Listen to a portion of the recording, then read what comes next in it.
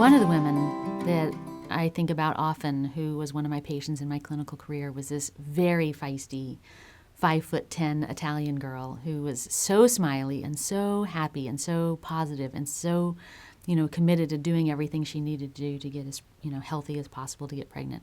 After about 6 months, really, it seemed like everything was in optimal state, and she still wasn't getting pregnant. There were sperm, there were eggs, regular menstrual cycle, really taking care of herself. And, I said, is there anything else that you haven't told me about? I mean, I don't know what else to do. I'm really confused. And she said, oh, well, yeah, I have this very specific kind of bladder infection called a ureaplasma, and I've had it for 6 months.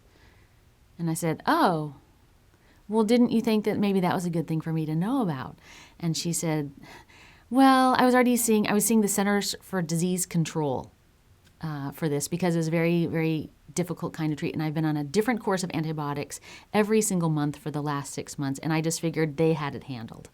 And she goes, but now they've released me, and they're like, we can't help you. There's nothing we can do. And so I asked her what symptoms she was experiencing.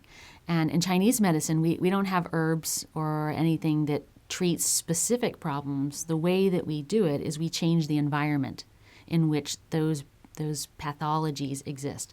So if in the urinary tract there's an infection, whether it's bacterial, viral, our job is to use herbs that are very cold and dry so that the environment changes that makes it inhospitable for that pathogen to grow.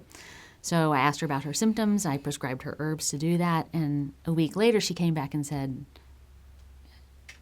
the ureaplasma is gone.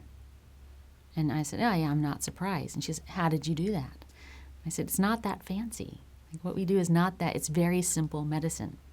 Just have to make the correct diagnosis at the right time and develop the right strategies. And then she was pregnant in a month. So everyone was really happy.